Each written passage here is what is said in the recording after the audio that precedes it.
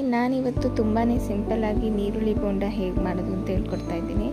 ಮೊದಲಿಗೆ ಒಂದು 4 ನೀರುಳ್ಳಿನ ತಿನ್ನಾಗಿ ಸ್ಲೈಸಸ್ ಥರ ಕಟ್ ಮಾಡ್ಕೋಬೇಕು. ಆಮೇಲೆ ಸ್ವಲ್ಪ ಸಾಲ್ಟ್ ಆ್ಯಡ್ ಮಾಡಿಕೊಂಡು ಚೆನ್ನಾಗಿ ನೀರು ಬಿಟ್ಕೊಳೋವರೆಗೂ ಕಿವುಚಿ ಕಲಿಸ್ಕೋಬೇಕು. ಈರುಳ್ಳಿ ಎಲ್ಲ ಚೆನ್ನಾಗಿ ನೀರು ಬಿಟ್ಕೊಳೋವರೆಗೂ ಕಲಿಸ್ಕೊಂಡು ಮೇಲ್ಗಡೆ ಸ್ವಲ್ಪ ಜೀರಿಗೆ, ಖಾರದ ಪುಡಿ, ಅರಿಶಿನ ಹಾಕ್ಕೊಂಡು ಕ್ಲೀನಾಗಿ ಮಿಕ್ಸ್ ಮಾಡ್ಕೋಬೇಕು. ಎಲ್ಲನೂ ಚೆನ್ನಾಗಿ ಹೊಂದ್ಕೊಂಡು ಮೇಲ್ಗಡೆ ಸ್ವಲ್ಪನೇ ಕಡಲೆ ಹಿಟ್ಟು ಆ್ಯಡ್ ಮಾಡ್ಕೊಂಡು ಕಲಿಸ್ಕೋಬೇಕು. ಯಾವುದೇ ಕಾರಣಕ್ಕೂ ನೀರು ಹಾಕಬಾರ್ದು. ನನಗಿಲ್ಲಿ 4 ಈರುಳ್ಳಿಗೆ ಕರೆಕ್ಟ್ 1 ಕಪ್ ಕಡಲೆ ಹಿಟ್ಟು ಬೇಕಾಯಿತು. ಆಮೇಲೆ ಸ್ವಲ್ಪ ಕಾದಿರೋ ಎಣ್ಣೆ ಆ್ಯಡ್ ಮಾಡ್ಕೊಂಡು ಕ್ಲೀನಾಗಿ ಕಲಿಸ್ಕೊಂಡ್ರೆ ಕರಿಲಿಕ್ಕೆ ಹಿಟ್ಟು ರೆಡಿ ಆಗುತ್ತೆ. ಇನ್ನೊಂದು ಕಡೆ ಎಣ್ಣೆ ಕಾಯಲಿಕ್ಕೆ ಇಟ್ಕೊಂಡು ಹಿಟ್ಟನ್ನ ಎಣ್ಣೆಗೆ ಹಾಕ್ತಾ ಹೋಗಬೇಕು. ಕ್ಲೀನಾಗಿ ತಿರ್ಗಿಸ್ಕೊಂಡು ಈರುಳ್ಳಿ ಬೋಂಡನ ಫ್ರೈ ಮಾಡಿಕೊಂಡ್ರೆ ಈರುಳ್ಳಿ bonda ready. Thank you for watching.